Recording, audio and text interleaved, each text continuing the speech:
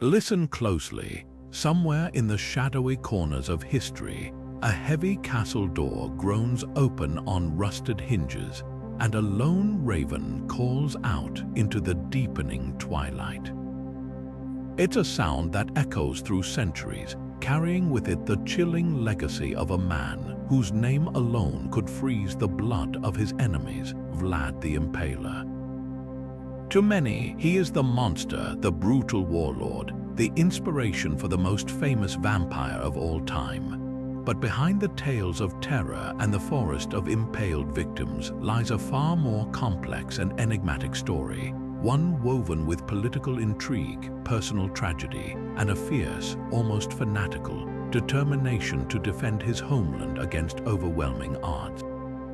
We often think we know Vlad, a figure forever stained in the darkest shades of history, a symbol of cruelty beyond comprehension. But what if there's more to his story than the horrors he committed?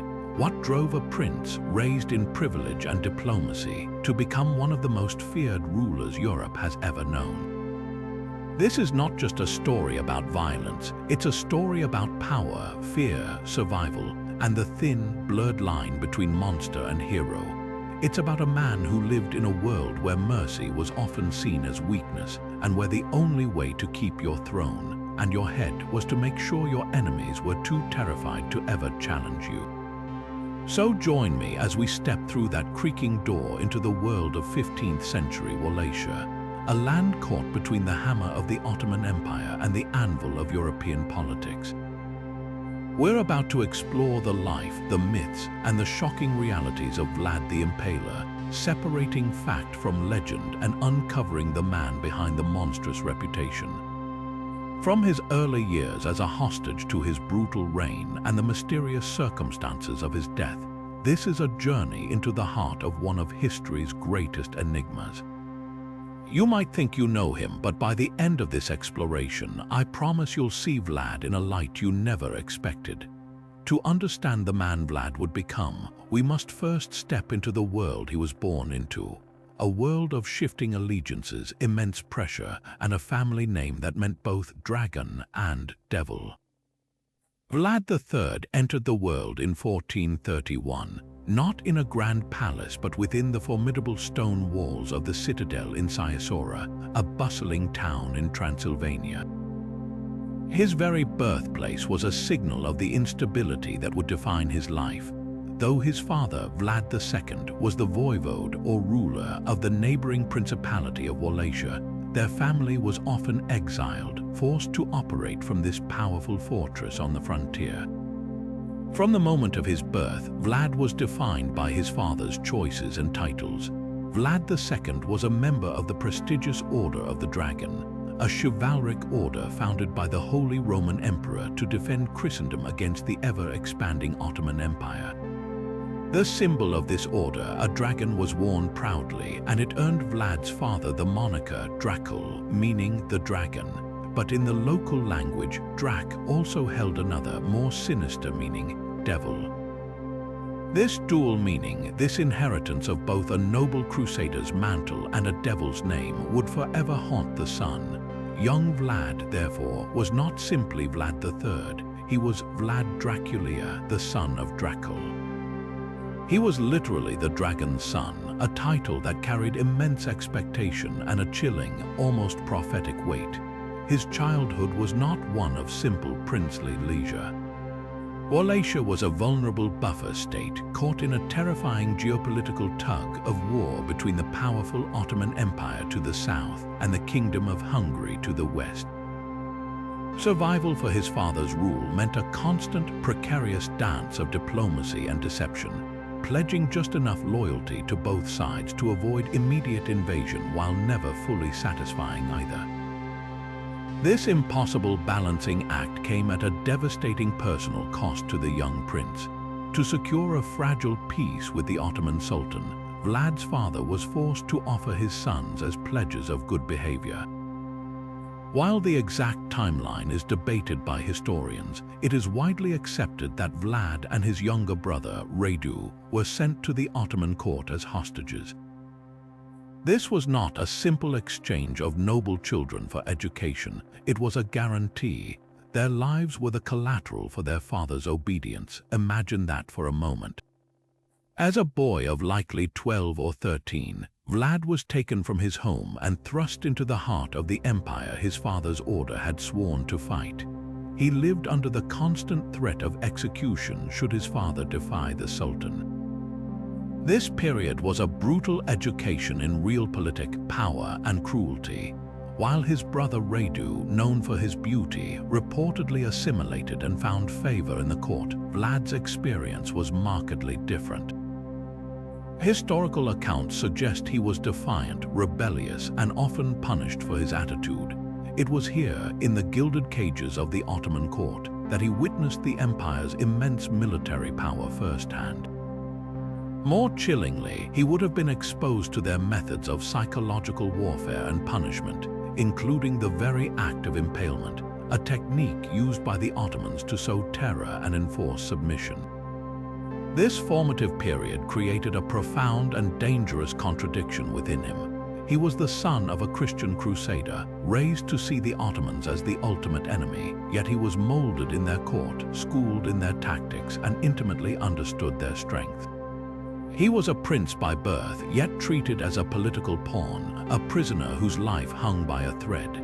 This combination of noble birthright, deep-seated resentment, and a brutally practical education in the mechanics of power and fear forged the core of the man who would soon rule. He learned that survival was not about friendship or loyalty, but about instilling a fear greater than that of your enemies. And so the young dragon's son arrived at the court of Sultan Murad II, a place of unimaginable splendor and underlying menace. This was not a visit, it was a captivity, a life sentence contingent entirely on his father's continued submission. For Vlad, this period was a brutal forge, hammering the soft metal of a boy into the hardened steel of the man he would become. He was surrounded by opulence, but he was never allowed to forget he was a prisoner, a bargaining chip in a high-stakes game of empires. Every day served as a stark reminder of his powerlessness, a constant humiliation for a prince raised to believe in his own destiny. His younger brother, Radu, experienced this same world in a completely different way. History remembers Radu as remarkably handsome, charming, and far more adaptable. He learned the language, embraced the customs, and even converted to Islam, earning the favor of the Sultan and the deep friendship of the Sultan's son, the future Mehmed the Conqueror. Radu found a place for himself, a path to influence, and even a measure of contentment within the gilded cage. For Vlad, this was likely seen as a profound betrayal, a weakness in the face of the enemy. His own experience was one of stubborn defiance and bitter isolation. He refused to assimilate, his pride and anger making him a difficult, often punished hostage.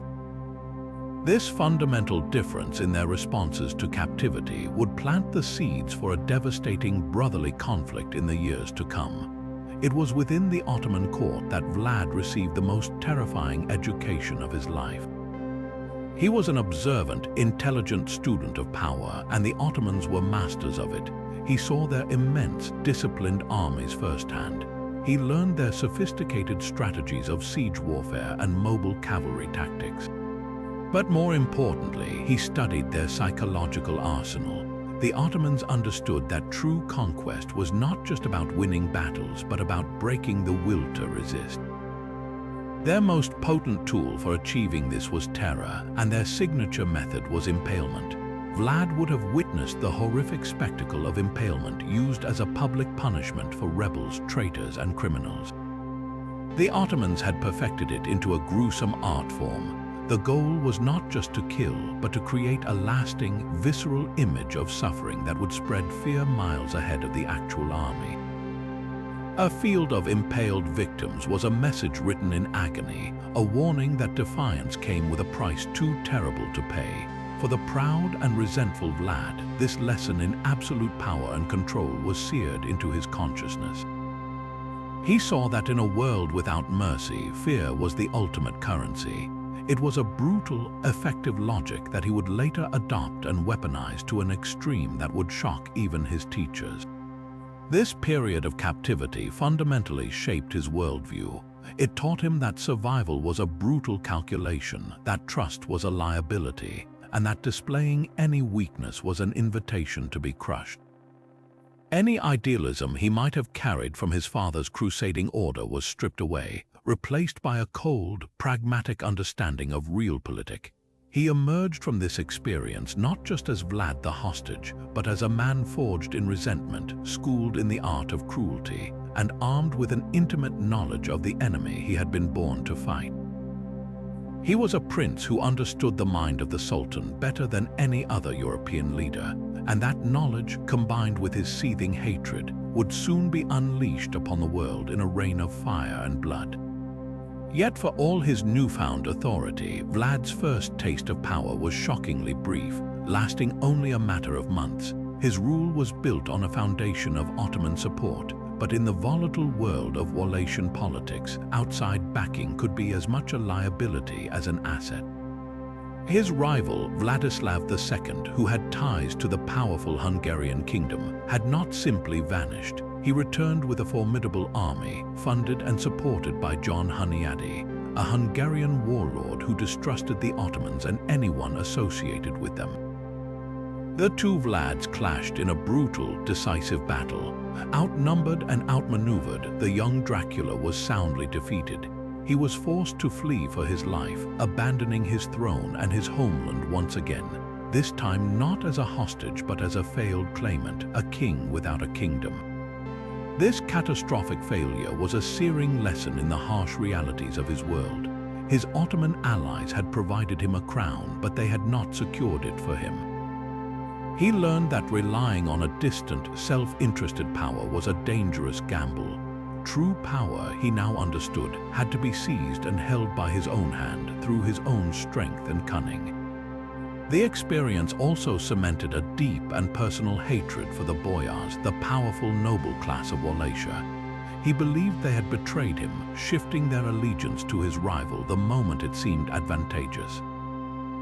This perception of the nobility as a class of self-serving, disloyal schemers would become a central theme of his future rule. His subsequent exile was not a period of idle waiting. It was a time of intense observation and strategic planning. He found refuge in Moldavia at the court of his uncle, and later ventured into Transylvania, moving through the complex political landscapes of Eastern Europe. Everywhere he went, he studied the methods of other rulers, the structures of their armies, and the weaknesses of their political systems. He was no longer a naive prince expecting a birthright. He was a hardened operative, meticulously gathering the intelligence and building the alliances he would need for a second, far more calculated attempt. He was learning that to hold the dragon's throne, one had to become a dragon. The years of exile forged a new Vlad, a patient and cunning strategist who bided his time, waiting for the perfect moment to strike. That moment arrived in 1456, a year that saw the geopolitical tides of Eastern Europe shift dramatically. The Ottoman Sultan, Mehmed II, was expanding his empire with relentless force, and his ambitions terrified Christian Europe. In Hungary, the new king, Matthias Corvinus, and his advisors realized they needed a strong, fiercely anti-Ottoman ruler on the front lines in Wallachia. Their gaze fell upon Vlad Dracula. He was the perfect candidate, a native prince with a legitimate claim, a deep, personal hatred for the Ottomans born from his years as their hostage, and a reputation for ruthless determination. With critical Hungarian military and financial backing, Vlad amassed a force and marched toward his birthright. This time, there would be no swift defeat. Vlad swept into Wallachia not as a hopeful youth, but as a hardened commander. He engaged and decisively defeated his old rival, Vladislav II, in a fierce battle. Legends say Vlad personally confronted and slew his opponent in single combat, a powerful symbolic act that cemented his victory and sent an unmistakable message about his resolve. The dragon's son had returned, and the throne was now his by right of conquest, but claiming a throne and holding it were two entirely different challenges. Vlad knew his greatest threat came not from external enemies, but from within his own court. The boyars, the wealthy and powerful noble families, had been the architects of Wallach's constant instability. For generations, they had played a treacherous game, switching allegiances between rival princes and foreign powers to increase their own wealth and influence, viewing the throne as a temporary seat for a figurehead they could control. They had betrayed his father, and they had betrayed him during his first short-lived reign. Vlad understood that to secure his rule and fortify Wallachia against the Ottoman onslaught he knew was coming, he needed to break their power completely and centralize all authority in his own hands. He would achieve this through a campaign of calculated and spectacular terror. His most infamous act, the event that would forever seal his dark reputation, was the Easter feast. Shortly after his coronation, Vlad invited the entire boyar class, along with their families, to a magnificent celebration at his palace in Târgoviște. The nobles, dressed in their finest silks and furs, arrived expecting the familiar rituals of court politics, flattery, negotiation, and the reaffirmation of their privileged status. The hall was filled with music, the tables groaned under the weight of food and wine, and the atmosphere was likely one of cautious optimism. Perhaps this new prince could be managed like the others. As the feast reached its height, Vlad stood and asked a simple, chilling question. He turned to the oldest and most esteemed boyars and inquired how many princes they had seen rule in their lifetimes. The answers came one after another, each man boasting of having served under 7, 8, or even more rulers, pride evident in their voices. They saw this as a testament to their own survival skills and enduring influence. To Vlad, it was a confession of their treasonous, fickle nature. It was proof that they valued their own power above the stability of the nation. In a heartbeat, the celebration turned into a nightmare. At his signal, Vlad's guards stormed into the hall. The music stopped. The most powerful and senior boyars were seized and dragged from the room in chains. Their families could only watch in paralyzed horror. Vlad immediately ordered the arrest of hundreds of nobles across the country in a perfectly coordinated coup. The old and infirm were executed on the spot. The able-bodied were marched north to the ruins of Poenari Castle, high in the mountains above the Arges River. Forced into brutal labor, these once pampered aristocrats were made to rebuild the fortress stone by stone, hauling materials up the treacherous mountainside until their fine clothes were rags and their bodies broke. Many died from exhaustion and exposure, their bodies discarded into the river below. This was not merely execution, it was a deliberate, symbolic act of humiliation and eradication. Vlad was literally using the bones of the old elite to construct his new, impregnable seat of power. Through this one devastating stroke, Vlad achieved several brutal objectives. He physically eliminated the leadership of the noble families that had opposed him. He seized their vast estates and treasures, filling his own coffers and stripping them of the economic base that had funded past rebellions. And most importantly, he installed a paralyzing fear into the hearts of any who might consider challenging him. The message was clear: loyalty to the prince was absolute, and disloyalty would be met with a creative and horrific death. The rule of the boyars was over. The rule of Dracula had begun. This was the foundation of his brutal but effective governance. A terrified population was an obedient one, and a unified state under the iron fist of a single ruler was the only way to survive the coming storm. With the internal opposition to his rule brutally silenced, Vlad finally had the unified Wallachia he needed, but his true test was looming on the horizon. The very empire that had once backed his claim now viewed him with growing suspicion and anger. Sultan Mehmed II, the conqueror of Constantinople, was not a man to be trifled with, and he expected obedience from his vassals. For Vlad, this meant the continued payment of an annual tribute and the provision of Wallachian boys for the Sultan's elite Janissary corps. These were not just taxes, they were symbols of subjugation, a constant reminder that Wallachia was not truly free. After a lifetime of humiliation at the Ottoman court, Vlad Dracula would pay no more. His act of defiance was as calculated as it was bold. When Ottoman envoys arrived to collect the tribute, they were received with all the formal courtesy befitting their station. But when the moment came for them to remove their turbans, a traditional sign of respect, they refused, claiming their customs and their faith did not permit it. For Vlad, this was the perfect pretext. He saw it not as a religious slight, but as a direct challenge to his authority within his own court. In a fury, he ordered the messengers seized.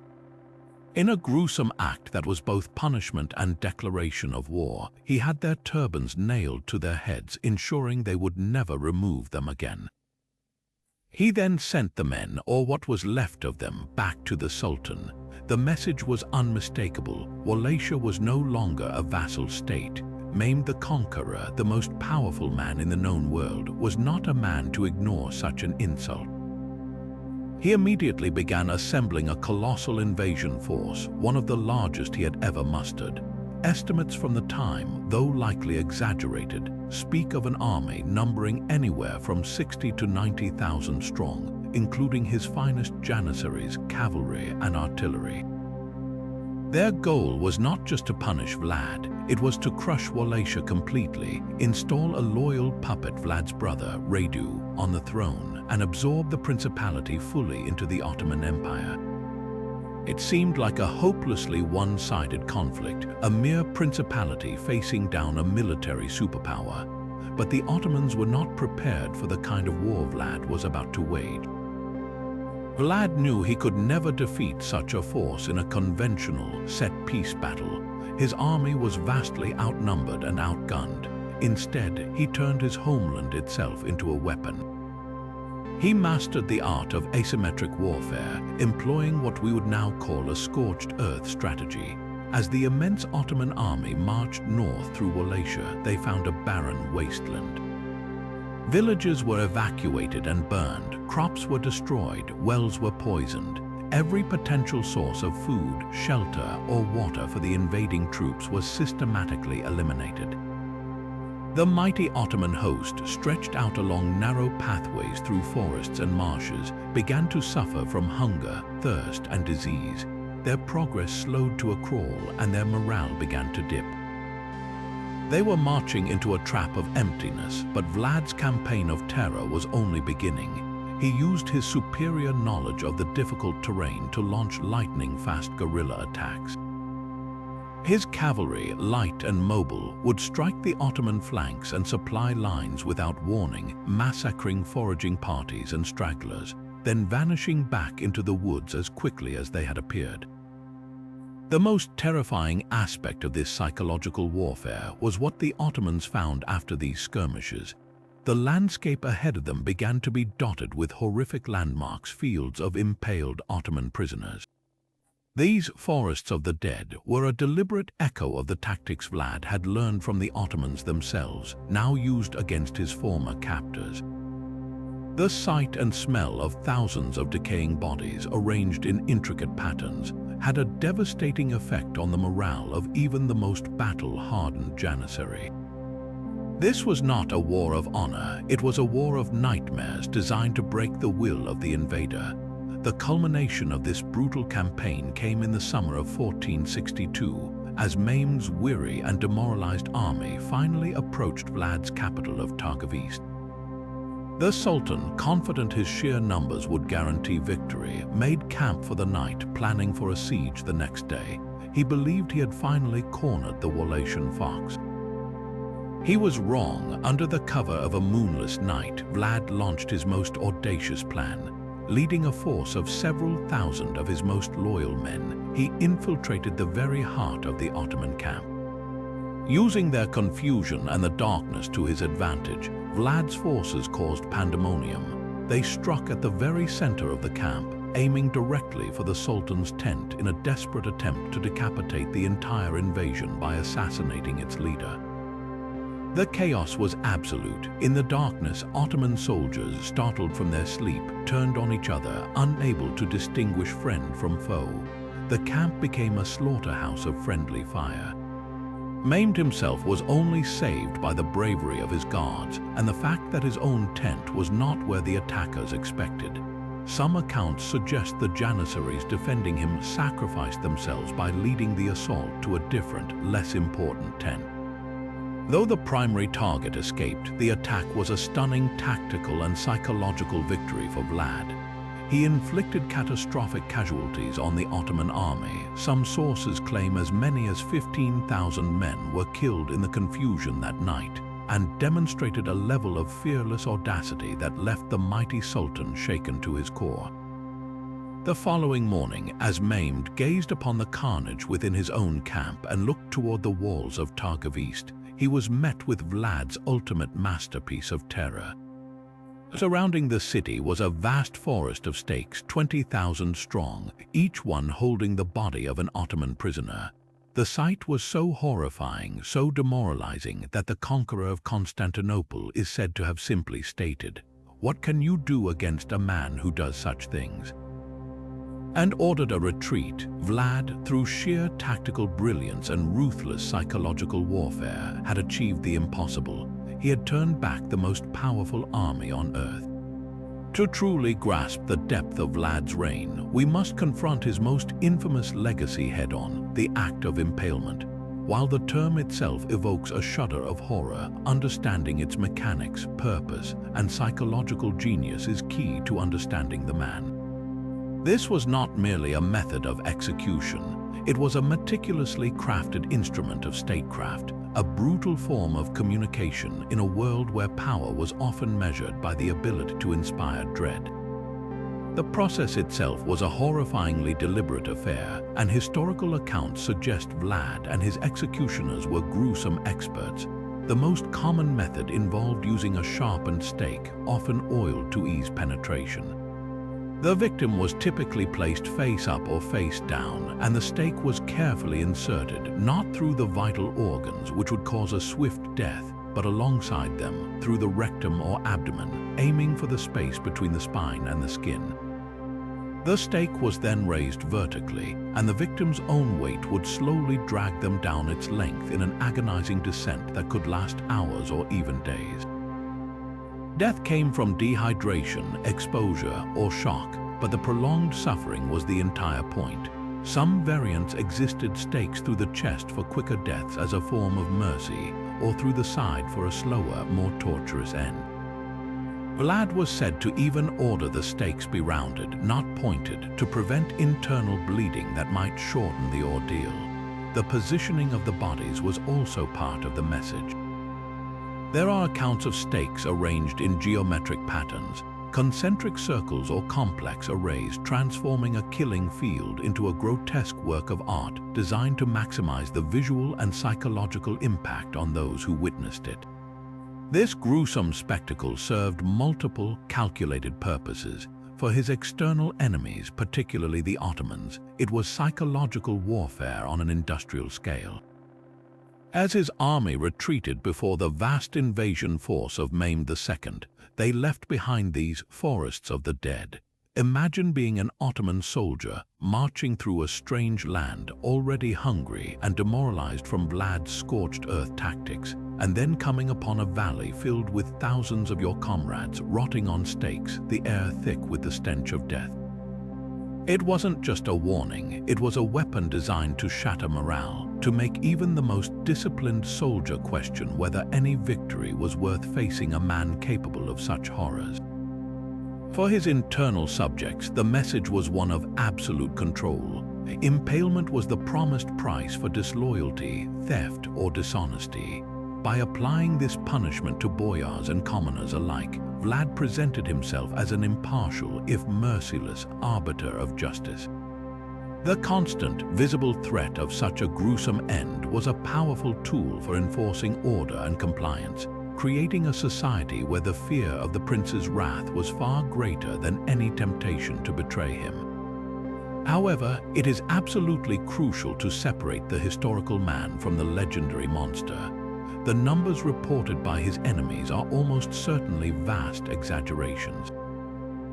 German pamphlets, which were the 15th century equivalent of sensationalist tabloids, printed wild stories of him feasting amidst his impaled victims and delighting in their agony, often with clear political motives to paint him as an inhuman fiend. While there is no doubt Vlad used impalement extensively and brutally, the figure of 100,000 victims, for example, is considered by modern historians to be a physical impossibility given the population and time frame of his reign. These exaggerations served the propaganda needs of both his enemies in Hungary and his rivals in the Saxon merchant cities of Transylvania, whom he had taxed heavily and punished for their disloyalty. They needed him to be a monster to justify their own campaigns against him. This is not to minimize his brutality, but to contextualize it within the norms of an exceptionally violent time and to recognize how his legend was deliberately amplified for political effect. The act of impalement was real and terrifying, but the mythical, almost supernatural layer of cruelty that surrounds it was carefully constructed. A narrative that Vlad himself may have even encouraged, understanding that a reputation for unimaginable ruthlessness could be a more powerful deterrent than any army. Yet for all its external ferocity, Vlad's reign was not solely defined by war. Within the borders of Wallachia, he implemented a radical and brutally effective system of internal governance, one that fused a fanatical obsession with order with a stark, merciless vision of justice. To understand this system is to confront the central paradox of his rule. How could a man capable of such atrocities also create a period of remarkable safety and economic stability for his people? The answer lies in his unwavering belief that fear was the essential foundation for a functioning state. His approach to law and order was absolute and terrifyingly simple. He famously placed a golden cup near a public well in the central square of Târgoviște. This was not a decorative piece, it was a test. Despite its immense value, left completely unguarded and accessible to any passerby, the cup remained untouched for the entirety of his reign. The reason was not a sudden wave of civic virtue sweeping the land. It was the certainty of the consequence. The punishment for any crime, from murder to the theft of a single coin, was the same: impalement. There were no fines, no prison sentences, no second chances. In Vlad's worldview, the certainty of a horrific death was a far more effective deterrent than the complexity of a graduated legal system. Contemporary reports, even from his enemies, begrudgingly admitted that a person could travel the length of Wallachia with a sack of gold and come to no harm, something nearly unthinkable in 15th century Europe. He had created what was arguably one of the safest societies on the continent through the application of pure, undiluted terror. This draconian system extended to social conduct as well. He held particular contempt for what he saw as moral failings that weakened the social fabric. Laziness, begging, and lying were not just minor infractions. They were direct threats to the strength and unity he demanded of his principality. He once invited all the poor, sick, and vagrants of the land to a great feast in a large hall, promising them food and drink. After they had eaten their fill, he asked them if they wished to be free of all earthly cares and want. When they eagerly agreed, he had the doors barred and the hall set ablaze, exterminating them all in a single horrific act. In his mind, he had not committed a massacre. He had simply purified the state of useless mouths and eliminated a source of potential disorder. His justice was not about rehabilitation or mercy. It was about efficiency and the ruthless removal of any element he perceived as a burden or a threat. Economically, Vlad was just as forceful and interventionist. He understood that a strong state needed a robust economy, free from the corruption and exploitation that had plagued Wallachia under the boyars. He promoted trade, but on his own terms, fiercely protecting local merchants from foreign competition. He particularly targeted the powerful Saxon merchants from the Transylvanian cities of Brasov and Sibiu, whom he accused of unfair trading practices and of supporting his political rivals. He raided their trade caravans, imposed heavy tariffs, and in a stark warning, impaled several of their merchants for violating his economic laws. While brutal, these actions were calculated to break the Saxon economic stranglehold and redirect wealth back into Wallachia.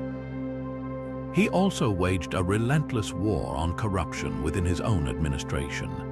Any official caught abusing their position or embezzling funds faced the same grisly fate as a common thief.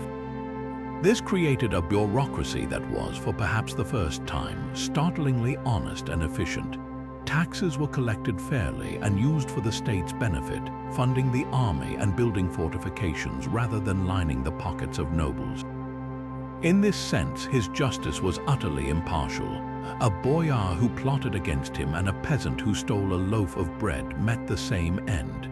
This terrifying equality before the law, where social status offered no protection, was a revolutionary and deeply unsettling concept for the medieval world. It cemented the loyalty of the common people, who had long suffered under the corrupt and self-serving nobility, while ensuring the complete and total obedience of the remaining ruling class. Vlad's Wallachia was a police state in its most raw and primal form, a land where order was purchased with the currency of fear, and where the price for disrupting that order was a slow and public death on a stake. Yet for all his tactical genius on the battlefield, Vlad was about to be outmaneuvered in a far more treacherous arena, the shadowy world of international politics and royal betrayal. His stunning victory against the Ottoman invasion, a feat that should have crowned him as the great defender of Christendom, instead became the very catalyst for his downfall. The problem was not that he had failed, but that he had succeeded too well, and in doing so, he made powerful enemies and frightened potential allies. The Hungarian king, Matthias Corvinus, who had initially provided the support for Vlad's return to power, watched the Wallachian prince's brutal campaign with a mixture of awe and deep apprehension. To the royal courts of Europe, Vlad's methods were not those of a noble Christian knight. They were the actions of a savage, an unpredictable and terrifying force who seemed just as monstrous as the Ottoman enemy he fought. The final blow came not from the Ottomans, but from a masterfully crafted web of lies.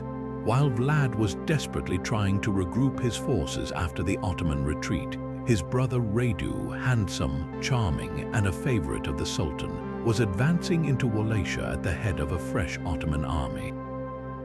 Radu presented himself as a reasonable and merciful alternative to his brother's bloody rule, and he skillfully used promises of peace and pardon to sway the war-weary Wallachian boyars and commoners who had lived for years under Vlad's reign of terror.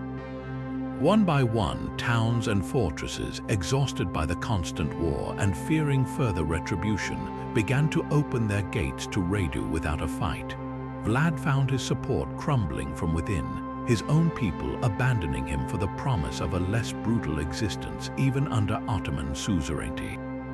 At this critical moment of vulnerability, Vlad looked westward for the reinforcements he had been promised by his Hungarian ally. Instead of an army, he received an invitation. King Matthias Corvinus summoned Vlad to a meeting near the city of Brasov in Transylvania, ostensibly to discuss their joint strategy against the Ottomans.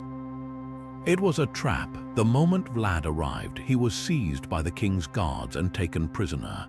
The justification for this stunning betrayal was a piece of brilliantly fabricated evidence. Matthias presented letters, allegedly intercepted, that proved Vlad was in secret communication with Sultan Mehmed, plotting to betray the Christian cause and swear allegiance to the Ottomans once more. These letters were almost certainly forgeries created by the king's advisors and the Saxon merchants of Transylvania, who despised Vlad for his economic policies and raids on their caravans. They needed a pretext to remove a man they saw as a dangerous and unstable liability, and they found it in a lie that painted the most fervent anti-Ottoman fighter in Europe as a secret traitor. And so, the dragon was caged. Vlad the Impaler, the prince who had defied an empire, was now a prisoner of the very king who had once backed his claim. He was taken to the Kingdom of Hungary and imprisoned, first in the capital of Buda and later transferred to a fortress in the city of Visegrad. His captivity was not one of harsh torture in a dungeon, but it was a profound and humiliating confinement. He was held for over a decade, from approximately 1462 to 1474, a man of action forced into a state of powerless stillness. During these long years, his world shrank to the walls of his apartments. He was a political prisoner, a valuable chess piece to be kept in reserve, but utterly removed from the game. The irony must have been crushing. The man who had been a hostage in his youth, who had fought his entire life to secure his own throne and his nation's independence, was once again a pawn in the hands of a more powerful ruler, his fate decided by distant political calculations he could no longer influence. Yet after more than a decade in a gilded cage, the political winds of Europe once again shifted, and Vlad Dracula found himself an unexpectedly useful asset once more. The Ottoman threat had not diminished. If anything, it had grown. King Matthias Corvinus, perhaps feeling a pang of guilt for his betrayal, or more likely recognizing the unique military genius he had imprisoned, finally decided to release Vlad. The man who emerged from captivity in 1474 was now in his mid-40s, his fire tempered by years of forced reflection, but his ambition undimmed. He was formally pardoned, integrated into the Hungarian court, and even remarried into a noble Hungarian family, a move designed to solidify his new loyalty to the crown. He was no longer the wild, unpredictable prince of Wallachia. In the eyes of the Hungarians, he was now a potential weapon to be carefully aimed. That weapon was finally unleashed in the winter of 1476. The current ruler of Wallachia was Basarab III, another Ottoman puppet. With the crucial backing of Prince Stephen the Great of Moldavia, his own cousin, and the tacit support of King Matthias, Vlad assembled a mixed force of Hungarians, Moldavians, and his own loyalists. Their campaign was a lightning strike, a brutal winter offensive that caught Basarab and his Ottoman supporters completely off guard. The fighting was fierce and bloody, a familiar symphony of violence for the aging warlord. By the end of November, Vlad had achieved his goal. He smashed Basarab's army, reclaimed his capital of Târgoviște, and for the third and final time, seated himself upon the throne of Wallachia. The dragon had returned, but his victory was hollow. The land he had fought so desperately to reclaim was a shadow of its former self, exhausted by years of weak rule and constant political turmoil. The support from his allies was also frighteningly fleeting. Almost as soon as he was crowned, his Moldavian cousin, Stephen the Great, withdrew his troops to deal with pressing matters on his own borders. The Hungarian contingents, too, began to depart, leaving Vlad with a perilously small personal army to hold his fragile kingdom. He was a king in name, but his grip on power was terrifyingly weak, and the Ottomans, enraged by this sudden reversal, were already mobilizing a massive force to crush him once and for all. Vlad's final reign lasted less than 2 months. The end came in December of 1476, somewhere in the forests and marshes near the small town of Snagov, just north of Bucharest. The details are shrouded in the fog of battle and conflicting accounts, but the outcome is tragically clear. A vast Ottoman army descended upon Vlad's vastly outnumbered forces. What followed was less a battle and more a desperate last stand. The most widely accepted account states that during the brutal melee, Vlad, ever the warrior leading from the front, became separated from his bodyguards and was surrounded and cut down by Ottoman soldiers. Another persistent legend claims that he was not killed by the enemy at all, but was the victim of a tragic case of mistaken identity, struck down by his own men in the chaos of the fighting. The fate of his body is perhaps an even greater mystery than his death. Tradition holds that his head was severed from his body, packed in honey as a preservative, and sent as a grisly trophy to Constantinople, where it was displayed on a pike to prove to the citizens of the Ottoman capital that the dreaded Kazikli voivoda, the impaling prince, was truly dead. As for the rest of his remains, the story goes that his loyal soldiers managed to recover them and transport them to the isolated monastery on Snagov Island, the very place he had once endowed and used as a fortified prison for his enemies. There, in a secret ceremony, he was supposedly laid to rest before the altar of the church, his final resting place marked by an unadorned stone slab. But the truth is, we simply do not know for certain. In the 1930s, archaeologists hoping to solve the mystery once and for all opened the supposed tomb at Snagov. To their astonishment, the grave beneath the stone was filled not with the bones of a prince, but with the skeletons of several large animals. Other excavations around the church uncovered other bones, but none could be definitively linked to Vlad. Some theories suggest his body was destroyed by his enemies, or that he was buried in an unmarked grave to prevent his tomb from being desecrated. The ultimate fate of Vlad the Impaler, the man who wielded terror as a weapon and defied an empire, is that he vanished without a trace, leaving behind only a legacy written in blood and a mystery that has endured for over 5 centuries. While his legacy is built on actions of almost unimaginable brutality, the physical man behind the myth has been pieced together from scattered historical accounts, providing us with a portrait that is in many ways just as intimidating as his reputation. We are fortunate to have a detailed description from a contemporary who likely met him in person, Nicholas of Modrasa, a papal legate who served at the court of King Matthias Corvinus. His account, written for the Pope, paints a vivid and unsettling picture. He describes Vlad as not very tall, but with a powerful, stocky build, a man of immense physical strength. His face was dominated by a strong, aquiline nose, large, wide-open green eyes that were capable of a piercing, hawk-like stare, and a formidable mane of dark, curly hair. His most distinctive features, however, were his bushy, dark eyebrows that gave him a perpetually stern and menacing expression, and a thick mustache that framed a mouth described as cruel and thin-lipped. This was not the gaunt, aristocratic vampire of later fiction, but a rugged, powerfully built warlord, whose very countenance projected an aura of formidable strength and simmering anger. Beyond the physical description, Modrasa's account and others provide crucial insight into the personality that animated this fearsome exterior.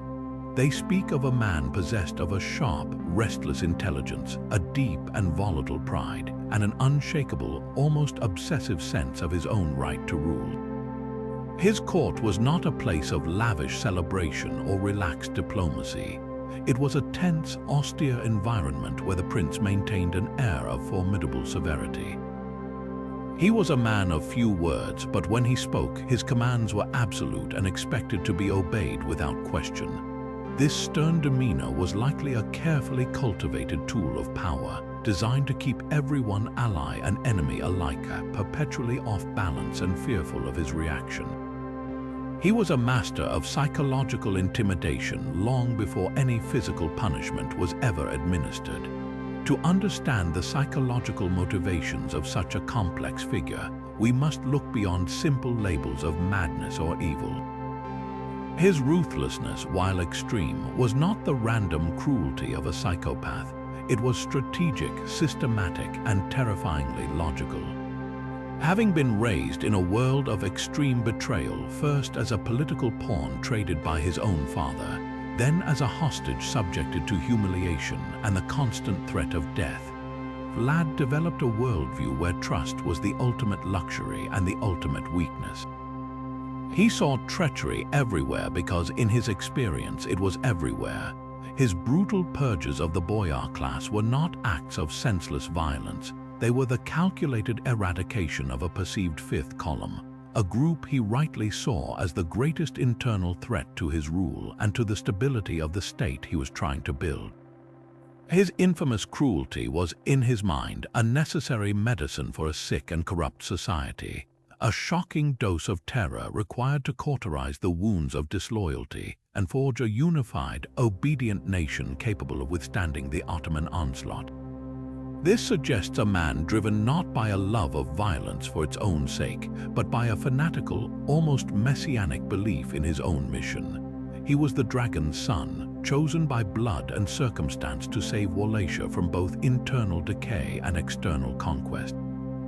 Every impalement, every act of terrifying justice, was a brutal sermon delivered to his people, teaching the absolute price of defiance and the absolute power of their prince. His personality was a perfect and terrifying fusion of high intelligence, profound personal trauma, a pragmatic education in Ottoman realpolitik, and an unshakable conviction in his own righteous cause. He was a man who believed the ends a strong, independent, and orderly Wallachia fully justified the most horrifying means, and he pursued that goal with a focus and ferocity that left an indelible mark on history. While his reign was defined by war and terror, Vlad's personal life was a fortress of its own, shrouded in just as much intrigue and mystery. We know he was married at least twice, though the details are often obscured by the passage of time. His first wife is perhaps the most tragic figure in his story. Her name is lost to history, but her fate is etched in legend. As the story goes, during the Ottoman siege of Poenari Castle, as Vlad's forces were on the brink of defeat, his wife chose to throw herself from the high castle walls into the waters of the Arges River below rather than be captured by the enemy. She is said to have cried out that she would rather have her body rot in the river and her soul be free than be taken by the Turks. Whether this event is fact or powerful folklore, it perfectly encapsulates the atmosphere of desperate defiance that surrounded Vlad's life. His second marriage was a far more political and practical affair, orchestrated during his long imprisonment in Hungary. To secure his loyalty and integrate him into the Hungarian nobility, King Matthias Corvinus arranged for Vlad to wed Ilona Shilagi, who was actually the king's own cousin. This was not a love match, but a strategic alliance, a common practice for royalty and nobility of the era. Ilona was a member of one of the most powerful families in Hungary, and this union gave Vlad a crucial link to the inner circle of power in Buda. They had 2 sons together, and it is through this line that the most credible claims of modern descent are traced. After Vlad's final death in battle, Ilona ensured their children were raised within the safety and privilege of the Hungarian court, protecting his legacy from being completely extinguished by his enemies. Of his known children, it is his son Mitnia who most forcefully inherited his father's complicated and fearsome legacy. He would rule Wallachia briefly in the early 16th century and earned the chilling moniker Mitnia Cel Rau, Mitnia the Bad. His reign was a violent echo of his father's, marked by a similar brutal campaign against the boyar class, whom he saw as disloyal and treacherous. He was assassinated in 1516, a fate that speaks to the enduring hatred and fear his methods inspired. The fact that his own son pursued such a similar path of ruthless consolidation of power suggests that the Drăculești brand of governance, a combination of fierce nationalism, paranoia, and brutal justice, was becoming a family tradition, a direct response to the perpetual instability of the Romanian principalities. The question of Vlad's direct bloodline extending into the modern era is a fascinating genealogical puzzle. While many families across Europe have claimed descent, the most historically supported line runs through his son by Ilona Shilagi, who also bore the name Vlad. This branch married into other noble Hungarian and Romanian families, and some genealogists have traced these connections to a number of aristocratic European families alive today. It is a poignant thought that the blood of the man who inspired the world's most famous vampire may very well flow through the veins of unsuspecting modern individuals, a living, breathing thread connecting our world to his brutal and enigmatic past. His legacy, however, extends far beyond mere biology. The name Drăculești became the name of his royal house, and it would produce several other rulers of Wallachia in the centuries that followed. More importantly, the archetype of the strong, centralizing, and fiercely independent ruler that Vlad embodied became an ideal in Romanian folklore and national identity. In a region constantly buffeted by powerful empires, the memory of a prince who could, however briefly, stand against the Ottomans and enforce his own law became a powerful symbol of resistance and self-determination. The historical man was complex and brutal, but the legend that grew around him contributed to a national narrative of defiance, a theme that would resonate deeply throughout Romanian history. So how do we reconcile these wildly different versions of the same man? The answer lies not in the events themselves, but in the hands that wrote them down. The portrait of Vlad the Impaler that has come down to us was painted not with a single brush, but with many, each dipped in the ink of propaganda, fear, and national pride. To understand the real Vlad, we must become historians and detectives, scrutinizing the motives of those who first recorded his story. The most vicious and enduring images of Vlad as a monster spring from a series of pamphlets printed in the German-speaking lands of the Holy Roman Empire, particularly in the cities of Vienna, Nuremberg, and Strasbourg. These were not dry historical accounts, they were the tabloid journalism of the 15th century, designed to shock, horrify, and sell. Their authors were often Saxon merchants from the Transylvanian cities of Brasov and Sibiu, men who had a very personal and bitter grudge against the Wallachian prince. Vlad had directly threatened their wealth and power by imposing harsh taxes, restricting their trade privileges, and launching punitive raids on their caravans. Their pamphlets were a form of economic and political warfare designed to turn all of Christendom against him. The stories they circulated are the stuff of nightmare. They describe Vlad feasting among a forest of impaled victims, dipping his bread in their blood. They tell of him nailing the turbans to the heads of Ottoman ambassadors. One particularly gruesome tale claims he summoned all the poor and sick of his land to a great feast, only to bar the doors and burn them all alive to rid his state of what he called useless mouths. Another alleges he had the shirts of his noble guests nailed to their bodies. These accounts are filled with such specific, grotesque detail that they feel undeniable, but we must view them through the lens of their purpose. They were crafted to depict Vlad not as a harsh ruler, but as a subhuman fiend, a being beyond the pale of Christian morality, thereby justifying any action taken against him by his Hungarian and Saxon enemies. The sheer volume and repetition of these stories, printed and distributed across Europe, effectively created his monstrous international reputation for centuries to come. A strikingly different perspective comes from the Slavic narratives, particularly stories circulated in Russian monasteries. These texts, while still acknowledging his extreme cruelty, present it in a far more justified and almost admiring light. They frame Vlad not as a sadist, but as a stern and unwavering enforcer of justice. In these stories, his brutality is a tool for creating a perfectly ordered and moral society. The famous anecdote of the golden cup left by the well is a centerpiece of this tradition. His harsh punishments for theft, lying, and adultery are presented not as atrocities, but as the necessary actions of a ruler who valued honesty and order above all else. This portrayal resonated in the Russian principalities, which were themselves under constant threat from their own powerful neighbors, and likely yearned for a strong, uncompromising leader who could impose stability through an iron will. Then we have the Romanian chronicles, which offer the most nuanced and ultimately sympathetic view. Written decades after his death, these accounts, like the Cantacuzino Chronicle, operate within a different framework. They do not shy away from his violence, the impalements, the purges of the boyars, but they consistently contextualize it within his ultimate goal, the defense of Wallachia's autonomy. For these chroniclers, Vlad's reign was a brief, bright, and terrifying flash of absolute sovereignty squeezed between long periods of weak rulers and foreign domination.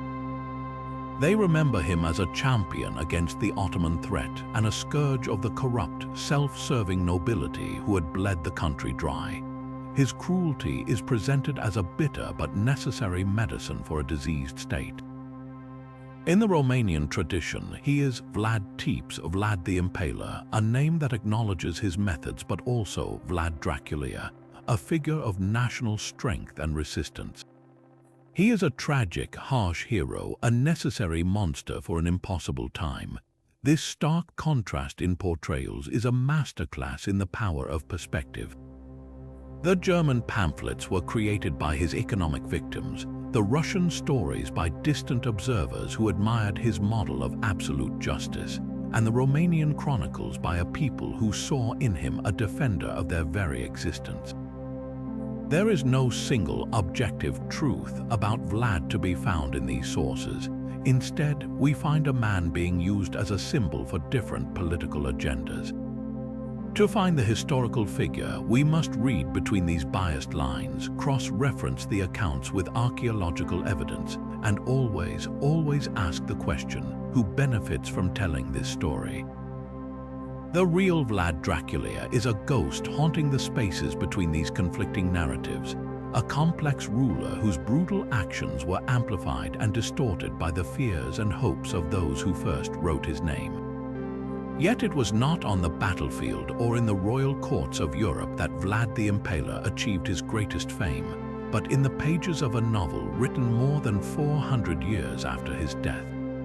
The man who would become a global icon of horror began his literary transformation in the reading room of the British Museum, where an Irish theatre manager named Bram Stoker was diligently researching a new book. Stoker was not a historian, he was a storyteller, and he was piecing together a mosaic of terror from the myriad sources available to a Victorian gentleman.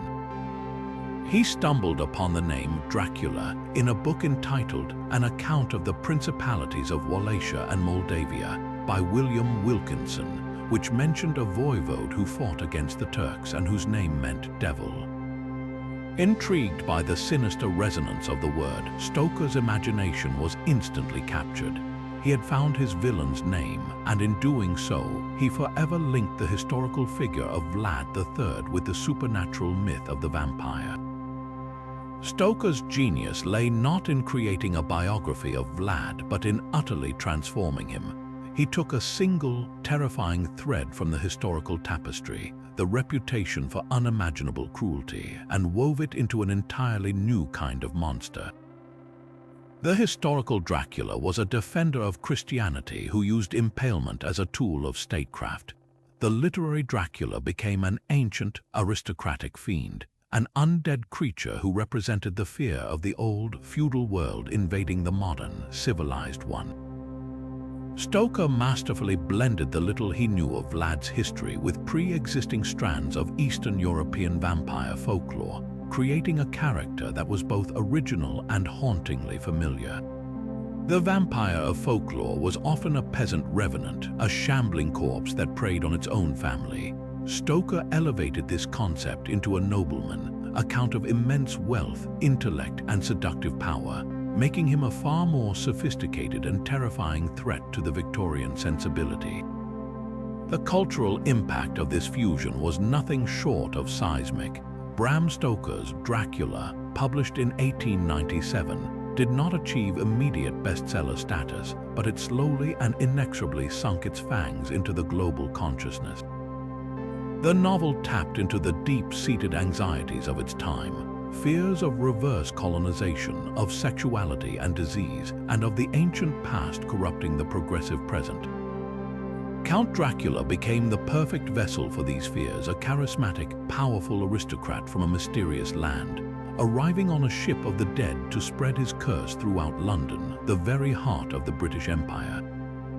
Stoker's use of modern technologies like the phonograph and the typewriter in the narrative only heightened the terror, contrasting the supernatural threat with the tools of modernity that proved helpless against it.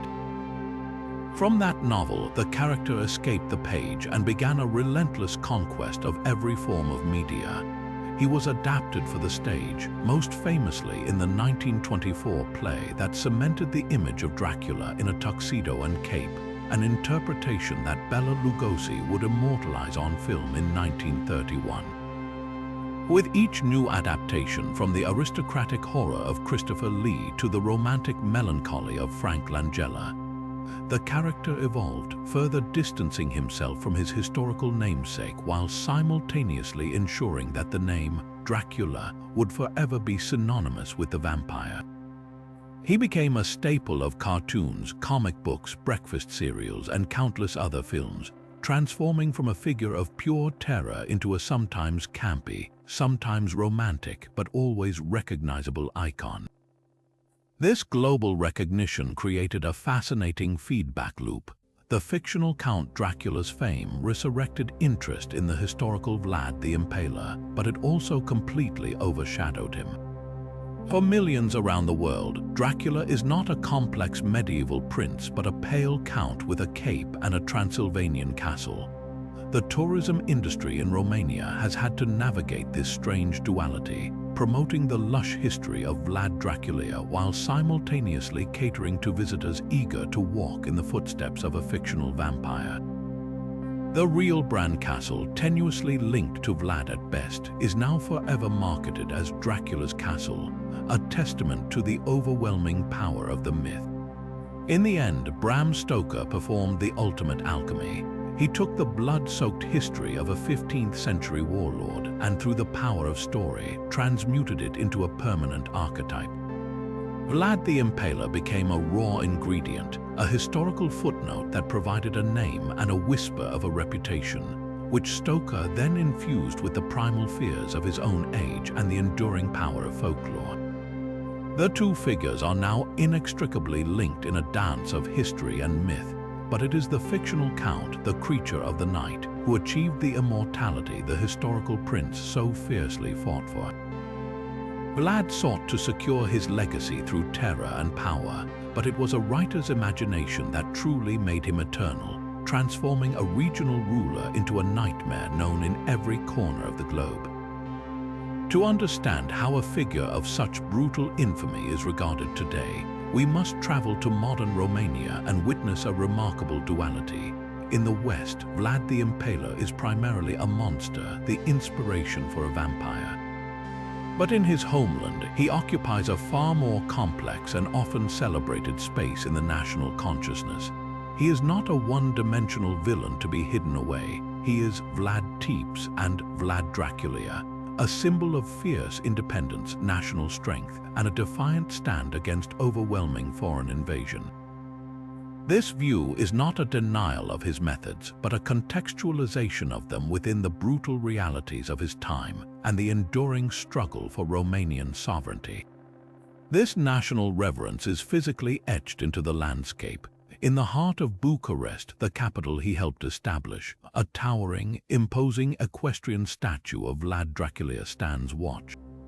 He is not depicted as a bloodthirsty fiend, but as a stern, resolute leader, a defender of the realm. In his birthplace of Siasora, Transylvania, his childhood home is a marked historical site, and the city fully embraces its connection to the prince, understanding that for many Romanians and curious tourists alike, this is a place of historical pilgrimage. Beyond statues, his legacy is actively kept alive through cultural events. The town of Târgoviște, his former capital, hosts an annual medieval festival where his life and era are reenacted, not as a horror show, but as a pivotal chapter in the nation's story. This is how a nation chooses to remember, by focusing on the core of his struggle rather than the grisly details of his rule. Within the Romanian educational system, students learn about Vlad III as a key historical figure. The curriculum presents a balanced, though arguably sympathetic, portrait. They learn of his cruel punishments, but these are framed within his campaign against noble corruption and his legendary defense against the Ottoman Empire. The lesson is clear. In a period of constant betrayal and existential threat, his extreme actions, however horrific, were seen as necessary to forge a unified state capable of survival. He is taught as a harsh but effective ruler whose reign, for all its terror, brought a period of unprecedented internal order and external security that would become a benchmark for future leaders. This educational approach fosters a sense of national pride in a figure who refused to bow to a foreign power. Yet, this veneration is not without its critics and its own internal debates. There is a growing, thoughtful conversation within Romania, particularly among historians and the younger generation, about the ethics of celebrating a man whose primary tool of governance was mass torture and execution. Some argue that glorifying a figure like Vlad, regardless of his goals, normalizes a dangerous narrative that the ends always justify the means, even when those means are atrocities. The ongoing tension lies in balancing the undeniable facts of his brutality with the equally undeniable result of his temporary success in defending the nation's borders. Is it possible to honor the symbol of resistance while fully acknowledging the monstrous cost of his methods? This debate is a sign of a mature society grappling with the full, uncomfortable weight of its own history. Ultimately, the Romanian view of Vlad is a powerful lesson in the nature of historical memory. It demonstrates that how a society remembers its past is never just about the objective facts, but about what those facts symbolize for its present identity. For a nation that spent centuries under the domination of the Ottoman Empire and later under the shadow of Soviet influence, the story of a native prince who fiercely, successfully, and independently fought back is an incredibly potent narrative. Vlad Dracula represents a fleeting moment of self-determination, a time when Wallachia was not a pawn but a player. His legacy, therefore, is not just about the man himself, but about what he has come to represent: an unyielding spirit, a refusal to be subjugated, and the complex, often painful, price of national freedom. For centuries, the story of Vlad the Impaler was woven entirely from threads of text-biased chronicles, enemy propaganda, and sensational folklore. But what happens when we step away from the page and into the dirt? Modern archaeology is now providing a powerful, tangible counterpoint to the written word, offering silent but undeniable evidence that is helping to separate the man from the myth. The quest to find the real Vlad Dracula has shifted from library archives to excavation sites, where trowels and brushes are uncovering the physical world he inhabited. One of the most compelling archaeological pursuits has been the search for his final resting place. According to tradition, Vlad was buried at the monastery on Snagov Island, located on a lake north of Bucharest. Initial excavations in the 1930s seemed to confirm this. Archaeologists discovered a tombstone and beneath it, a coffin containing skeletal remains draped in a purple, silk-lined cloak, a fabric befitting a prince. The skull was missing, which conveniently aligned with the legend that his head had been sent to Constantinople. For decades, this was accepted as his grave. However, later, more scientific analysis in the 1990s revealed a staggering disappointment. The bones were not from the 15th century, and they were not even human. They belonged to a large animal, likely a horse.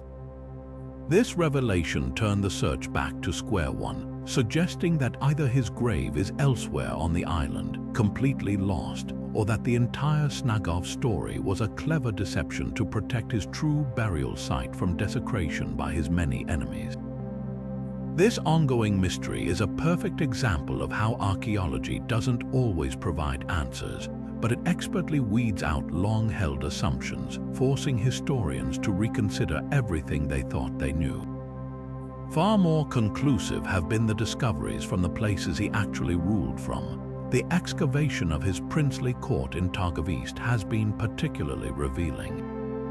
Here, archaeologists have unearthed fragments of a sophisticated and wealthy court life, including fine ceramics, ornate stove tiles, and delicate glassware imported from Venice and the Ottoman Empire. These artifacts paint a picture of a ruler engaged in international trade and surrounded by a level of luxury that contradicts the image of a crude barbarian lurking in a dim, blood-stained castle. Perhaps the most significant find was a ring, likely belonging to a high-ranking boyar or official, further grounding the historical accounts of a functioning hierarchical court around him. These aren't the artifacts of a mindless beast. They are the remnants of a sophisticated administrative center, the seat of a calculating ruler who understood the trappings and tools of power. The most dramatic insights come from his mountain fortress, Poenari Castle. Perched high in the Carpathians, the ruins themselves are a testament to his immense effort and the brutal means he used to construct it. But recent archaeological work has moved beyond the walls to the surrounding landscape. Using advanced technology like LiDAR, which can map the ground through dense forest cover, researchers have begun to identify the remnants of his military infrastructure, hidden paths, small fortifications, and potential ambush sites. This physical evidence on the ground perfectly corroborates the historical accounts of his guerrilla warfare tactics against the Ottomans. We can now literally map the strategic genius that allowed him to harass and demoralize a vastly superior army, moving his forces through terrain he knew intimately.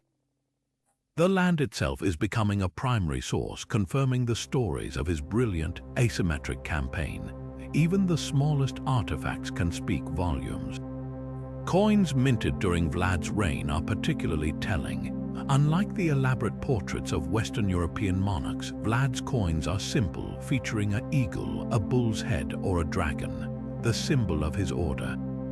The messaging is stark and pragmatic, focusing on symbols of strength and his royal lineage rather than his own image. This numismatic evidence suggests a ruler more concerned with projecting power and stability than personal glorification, a man focused on the substance of rule rather than its spectacle. Each coin is a tiny metal testament to his priorities.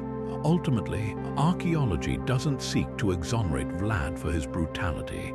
That evidence is also written into the land and the bones. But it does provide a crucial object-based balance to the wildly partisan written records. It confirms the backdrop of his life. He was a ruler of a wealthy, strategically important principality who lived in comfort, engaged in complex diplomacy, and built formidable fortifications. The archaeological record shows us the stage upon he acted, the fine ceramics on his table, the strong walls of his castles, the coins in his treasury. It leaves the horrific plays he performed upon that stage to the historians, but it gives us the undeniable physical context. By doing so, it transforms him from a two-dimensional monster of folklore into a three-dimensional historical actor, a man who inhabited a real, complex world of stone, money, and power, whose most terrifying weapon may not have been the stake, but his own ruthless and brilliant understanding of how to use it. To truly walk in the footsteps of Vlad the Impaler, we must leave the pages of history and journey into the Carpathian Mountains, to the formidable stone fortresses that were the backbone of his power. These were not the Gothic castles of fiction, but stark, practical military installations, strategically placed to control trade routes and defy invading armies. The most authentic of these, the very heart of his defensive network, was not the famous Bran Castle, but the brooding, isolated ruins of Poenari Citadel. Perched precariously on a cliff face high above the Argeș River, accessing Poenari is a climb that feels like a pilgrimage. Visitors today must conquer nearly 1,500 concrete steps, a grueling ascent that offers a small taste of the brutal labor imposed upon the boyars he forced to rebuild it. The air grows thin, the silence is broken only by the wind, and with every step you understand this was a place chosen not for comfort, but for sheer, unassailable defense. The strategic genius of Poenari's location is immediately apparent. From its battlements, Vlad had a commanding, panoramic view of the valley below and the narrow road that snaked through the mountains, a route any army from the south would have to take.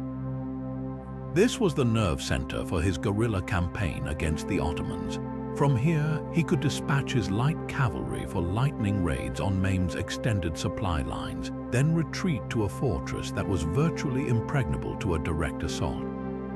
The ruins that remain today, though a shell of their former selves, still whisper of its strength-thick walls designed to withstand cannon fire, a complex system of gates and killing zones for any who made it up the narrow path, and a terrifying drop on all sides. Poenari was not a home, it was a weapon, a physical manifestation of Vlad's defiant will, built literally on the bones of his enemies and intended to be the rock upon the Ottoman invasion would break. In stark contrast to the austere military reality of Poenari stands the world-famous Bran Castle, a stunning Gothic edifice that is forever, and quite mistakenly, marketed as Dracula's castle. The connection is a powerful, yet entirely fictional, piece of storytelling. While it is a beautiful and historically significant fortress, its links to Vlad the Impaler are tenuous at best. Built in the 1300s by the Saxons of Brasov to protect a strategic mountain pass, Bran was primarily a customs point, taxing goods moving between Wallachia and Transylvania.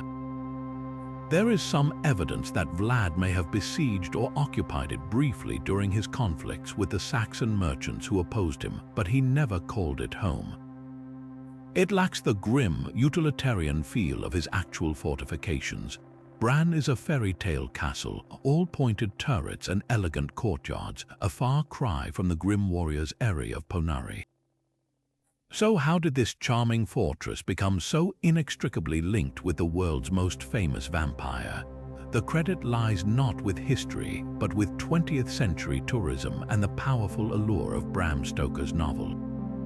Stoker's description of Castle Dracula, a vast, crumbling fortress perched on a remote, jagged rock, vaguely matched the dramatic image of Bran, and it was the only castle in Transylvania that even remotely fit the description. In the 1970s, the Romanian government, recognizing a golden opportunity, fully leaned into the myth, promoting Bran as the real Dracula's castle.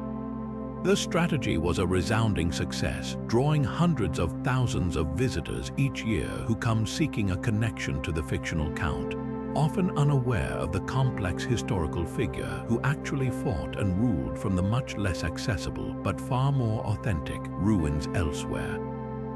Beyond these two famous sites, Vlad's defensive strategy relied on a network of fortifications. His princely court in Târgoviște was a fortified administrative center, surrounded by strong walls and a moat. He strengthened other key fortresses along the Danube and throughout Wallachia, understanding that a single stronghold, no matter how powerful, could be bypassed. His approach was layered, designed to slow down an invading force, harass it at every turn, and ultimately force it to waste its strength on sieges while his mobile forces attacked its vulnerable flanks. The architecture of his reign was one of paranoid preparation, every stone laid with the expectation of a coming siege. These castles were more than just buildings, they were the physical expression of a nation under constant threat, and the brutal, determined mind of the prince who vowed to defend it. They stand today as silent sentinels, their crumbling walls holding the echoes of a desperate and terrifying time, reminding us that the real Dracula's castle was not a place of Gothic romance, but a stark, unforgiving fortress built for war. This legacy of chivalric defiance was not merely his father's to bear. It was a family inheritance formalized and given terrifying purpose by one of the most elite and secretive organizations of the era, the Order of the Dragon. Founded in 1408 by Sigismund of Luxembourg, the King of Hungary and later Holy Roman Emperor, this was no ordinary knightly fellowship. Its purpose was starkly singular and monumentally ambitious, the defense of Christendom itself. At a time when the Ottoman Empire was expanding into Europe with relentless force, the Order of the Dragon was created as a sacred brotherhood of Europe's most powerful rulers and warlords, a last line of defense sworn to a holy crusade against the invading Turks. The symbol of this order was as potent as its mission, a dragon often depicted in circular form with its tail coiled around its neck, forming an Ouroboros, a symbol of eternity. Upon its back was a cross, a clear declaration that this was a dragon serving the cross, a force of fearsome power harnessed for a divine cause. For the members who wore this emblem, it was a badge of immense honor, a public vow to take up the sword in the name of their faith. Vlad's father, Vlad II, was inducted into this order around 1431, the very year his son was born. This honor came with a new title, one that would echo through history. He became known as Vlad Dracul, Vlad the Dragon. This was not just a name, it was a statement of allegiance, a declaration that he was now one of the chosen defenders of the faith, a dragon knight. For his son, this title was everything. It defined his very identity from his first breath. He was not simply Vlad III, he was Vlad Dracula, the son of Dracula. He was literally the dragon's son. This was his birthright, but it was also an immense and terrifying burden. Imagine growing up with that name, with that symbol hanging over your family. It was a constant daily reminder of a sacred duty, a crusade that was not abstract but personal. The fight against the Ottomans was not just a political or military struggle. It was the family business, the divine purpose for which the Dracula family existed. This instilled in the young Vlad a profound sense of destiny, a belief that he was born for a specific, monumental purpose that was far greater than himself. Yet this powerful name held a dangerous and prophetic duality. In the local Romanian language, the word Drac had another, older meaning, devil or demon. So while Dracula officially meant son of the dragon, to the superstitious and common folk, it could just as easily be whispered as son of the devil. This was not a coincidence that would have been lost on Vlad or his enemies. It created a powerful piece of psychological warfare long before he ever committed a single act of violence. His very name inspired a mixture of awe and fear, representing both noble, crusading virtue and a potentially sinister, infernal power. This linguistic twist meant that Vlad entered every room, every negotiation, and every battle with a reputation already half-formed, a character already cast as either a holy warrior or a monstrous fiend, depending on who was telling the story. The ideology of the Order fundamentally shaped his entire worldview and his approach to rule.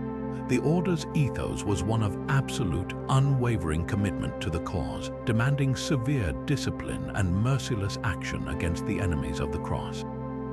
It championed the idea of a strong, centralized leader who could unite a fractured realm against a common foe, an idea Vlad took to its most extreme logical conclusion. His brutal purges of the disloyal boyar nobility were not just about securing his own power. In his mind, he was purifying Wallachia, cutting out the corrupt and self-serving elements that weakened the state from within, just as a knight would cut out a cancer. He was creating the unified, obedient, and strong nation that the Order demanded to be an effective bulwark.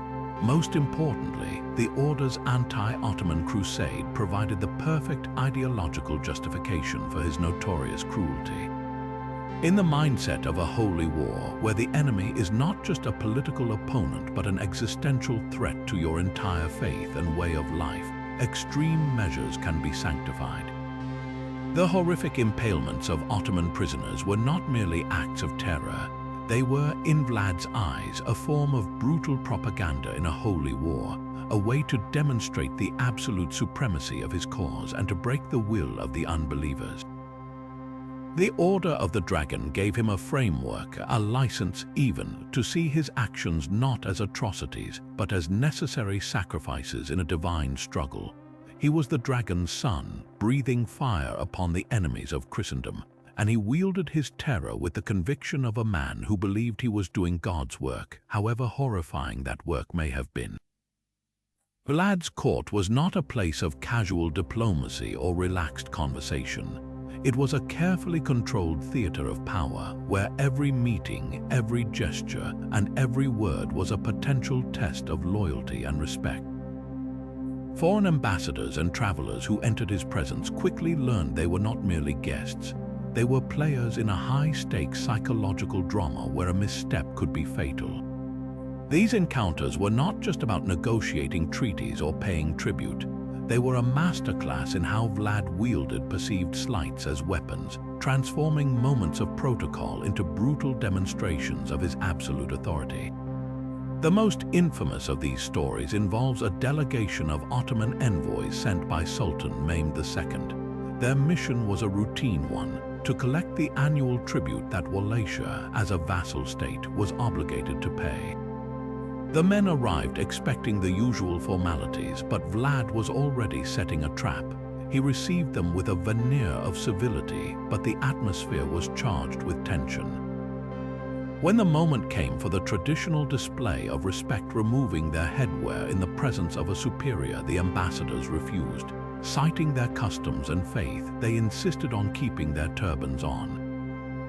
For any other ruler, this might have been a diplomatic incident to be smoothed over with words. For Vlad, it was a golden opportunity. He saw their refusal not as a cultural difference, but as a direct and intentional insult to his sovereignty within his own court. In his eyes, they were not just disobeying a custom, they were questioning his right to command respect on his own terms. His response was as swift as it was horrifying. In a cold fury, he ordered his guards to seize the men. Then, with a sense of cruel, literal-minded logic that would become his trademark, he declared that if their turbans were so important that they could never be removed, then they should indeed become a permanent part of them. He had the turbans nailed directly to their skulls. The act was not a quick execution. It was a meticulously crafted message written in agony. He then had the mutilated envoys, or what was left of them, sent back to the Sultan in Constantinople. This was more than just punishment. It was a declaration of war delivered through an act of calculated barbarity. He was communicating to the most powerful man in the world that he would not be disrespected, that the rules of diplomacy did not apply to him, and that the price of defiance was a horror beyond comprehension. But this was not an isolated incident. Another chilling anecdote recorded by his enemies involves a group of Italian merchants who came to trade in Târgoviște. As they presented themselves at court, a customary practice, Vlad noticed that one of them could not hide his disgust at the smell of blood that seemed to perpetually hang in the air. Seeing the man's reaction, Vlad demanded to know what was wrong. The merchant, perhaps trying to be diplomatic, replied that he had a brother who had been impaled years ago and the smell brought back painful memories. Vlad saw through the lie instantly. In his world, where he was the sole author of fear, he knew the origin of every scent of death in his city. He had the man seized and impaled on the spot, declaring that he would now join his fictional brother and have a real reason to be upset by the smell. For Vlad, even a minor social deceit was not a white lie. It was a crack in the foundation of the absolute honesty he demanded, and it required the most extreme correction. These stories, while extreme, reveal a consistent pattern in Vlad's dealings with outsiders. Every visitor was an audience for his performative cruelty. He used these encounters to demonstrate several key points: that his authority was absolute and brooked no challenge, that the rules of the outside world stopped at his border, and that his brand of justice was immediate, terrifying, and inescapable. He was not just ruling a territory, he was crafting a reputation. He understood that a story of a nailed turban would travel much faster and strike much deeper fear into the heart of an enemy than any formal letter of protest. He was weaponizing anecdote, turning the travelogues of diplomats and merchants into a delivery system for his legend, ensuring that long before an army ever reached his borders, the fear of Vlad Dracula had already arrived. Attempting to diagnose a 15th century warlord with modern psychological terminology is a treacherous endeavor, a minefield of anachronism where our contemporary frameworks for understanding the mind simply don't map onto the brutal realities of his world. We must tread carefully, separating the man from the myth and his actions from the propaganda that has amplified them for centuries. To call Vlad simply mad or a psychopath is to dismiss the terrifying, calculating logic behind his reign of terror. His behavior, however extreme, was not the random, chaotic violence of a mind unhinged, but a horrifyingly coherent system of governance built upon a foundation of profound personal trauma and a ruthless political education. Consider the environment that forged him. From his earliest years, Vlad was conditioned to understand that the world was a place of ultimate betrayal and that his own life was a bargaining chip. His father traded him and his brother to the Ottomans, an act that fundamentally shattered any sense of familial trust or security. At the Ottoman court, he was a hostage, living every day with the knowledge that his father's disobedience would mean his immediate execution. This is not just a stressful childhood. This is a formative experience that teaches a young mind that power is absolute, that mercy is a liability, and that survival depends on anticipating and neutralizing threats before they can materialize. What a modern psychologist might label as paranoia was for Vlad a perfectly rational and learned survival mechanism. His world was genuinely out to get him, and his constant, vigilant expectation of treachery was repeatedly confirmed by the betrayals he experienced, from the boyars who abandoned him during his first reign to the international allies who later imprisoned him. His infamous sadism also demands contextualization. While the act of impalement is viscerally horrifying to us, we must view it through the lens of 15th century warfare, where such extreme brutality was a recognized tool of statecraft. The Ottomans themselves used impalement to devastating psychological effect. For Vlad, it was not necessarily about deriving pleasure from suffering, though the enemy pamphlets certainly painted it that way, but about achieving a strategic objective with maximum efficiency. A field of impaled victims was a form of communication, a billboard written in agony that could deter rebellion, break an invading army's morale, and enforce a draconian legal code without the need for a large standing police force. This is the cold calculus of a strategic mind, not the frenzied outburst of a sadist. He was using a weapon of terror he had seen deployed effectively by his enemies, and he simply weaponized it to a degree that shocked even them, understanding that in a battle of perception, being seen as utterly merciless was a tactical advantage. This is not to absolve him of his actions, but to understand their internal logic. A more useful modern parallel might be to view Vlad through the lens of complex post-traumatic stress disorder, CPTSD, a condition that can develop from prolonged, repeated trauma, particularly in captivity. Symptoms can include severe emotional dysregulation, a pervasive sense of threat, dissociative states, and a distorted sense of right and wrong. This framework helps explain the man behind the monster, an individual so profoundly damaged by his early experiences that his capacity for empathy was systematically erased, replaced by a hyper-vigilant, survivalist mindset that justified any atrocity as necessary for self-preservation and the preservation of the state he equated with himself.